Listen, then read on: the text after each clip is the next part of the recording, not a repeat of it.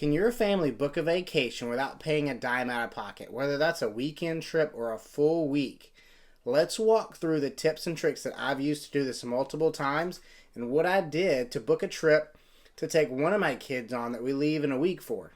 With the right strategy of using cash back and travel points, but more importantly, keeping the cost down on the front end so those points and cash back go even further. We talked about in my last video about using different discount codes and that you can search for, and even discounted gift cards to pay for that trip. And today we're going to talk about the timing and the right seasons of when to book certain trips. Now obviously there's going to be times if you're going on a family vacation for Christmas to visit someone, you can't really adjust the timing of that. You've got to go during that holiday. But outside of that, there are seasons and days of the week that travel and even hotels, cruises, and things like that can be substantially cheaper when you're looking at booking your family vacation. So let's walk through a few of these to figure out when is the best time to book that big vacation. Let's look at cruises first. That really depends on the region that you're going to. Depending on the season, that is either the best for weather or the best prices. A lot of people look at, well, I got to go in the summer when my kids are off. And you may get the most options, but you're also going to get the highest prices. If you're looking to go to the Caribbean, December to April, you're going to find the best weather and some of the cheaper prices outside of like the Christmas time, because kids are in school and so you're out of your peak cruise season, but you're going to get the best weather and the best prices. If you're looking for Mexico, you're going to be November to January, where you're going to find the better prices, and along that time, a little bit cooler weather and you're not in the peak heat of the summer. Now, Alaskan cruises, those are going to be June to August, not only for better weather and a little bit cheaper prices, but the main reason you go on this cruise is partially for those wildlife. And so you can even go into September. May and September is when a lot of the whales are moving in, and then September is when they're moving out. So you can even stretch to that point of when they're going to be in that Alaskan area for that cruise. Now, for a Mediterranean and some of the Europe, you're looking at maybe May and September is when you want to go for your best prices.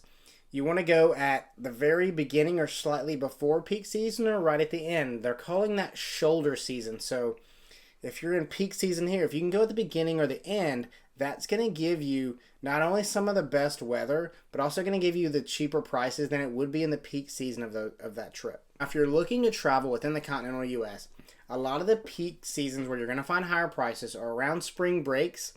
And that's going to differ within a few weeks for depending on colleges and different schools around the country. And then summer. Those are when you're going to find the highest prices. So if you have the ability to travel outside of those is when you're going to find some cheaper prices.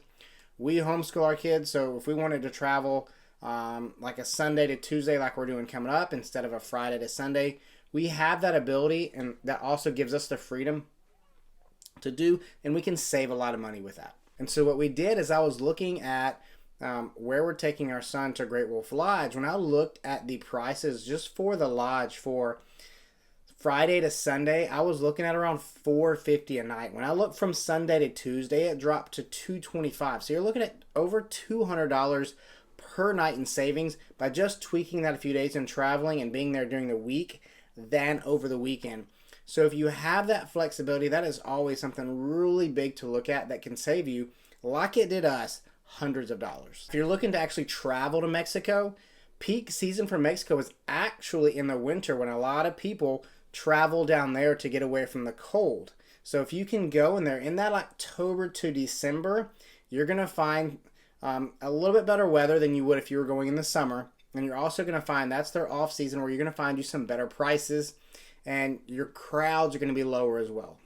So the biggest factor in booking wherever you're going or whatever you're doing for vacation is look for flexibility.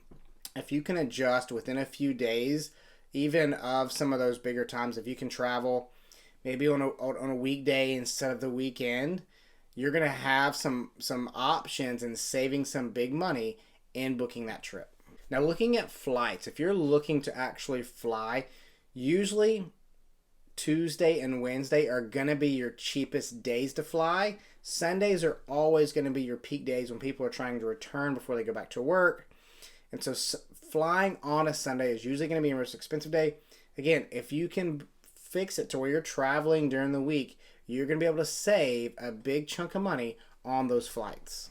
If you're traveling international, the cheapest days shift from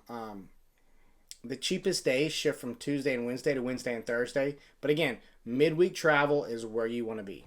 When it comes to booking your flights and timing when to book the trip, anywhere in that 1 to 3 month out range is going to be your best bet. When you go too far out, especially on domestic travel, you're going to have some higher prices, and then within a few weeks of that trip, the prices are going to go back up. So anywhere in that 1 to 3 month range is where you're going to find your cheapest prices. And with international, you want to extend that time frame out a little bit further to like a 2 to 8 month range, and that gives you some time. And you can go into Google and set some price alerts as you're looking for flights, and gives you that few month range to make sure you book the best deal. And it's always good that to keep watching even after you've booked your flights. In case a cheaper price comes up, you can dump those tickets and get a cheaper deal. So the golden rule when booking your vacation and planning it out is the ability to be flexible. If you have to go in the summer because of your job, and it is what it is, you can still do some other things to make that trip as cheap as possible, like I talked about in my last video and what we'll talk about in some future ones. But if you can be flexible just in the days of the week that you travel or the different seasons of the year that you go, those are some easy ways to stack on some additional savings when you're booking your trip. So I hope you guys enjoy this. Again, be flexible. Always look out for a deal. They're always out there if you're willing to do the research. I hope you guys enjoyed this, and I'll see you on the next one.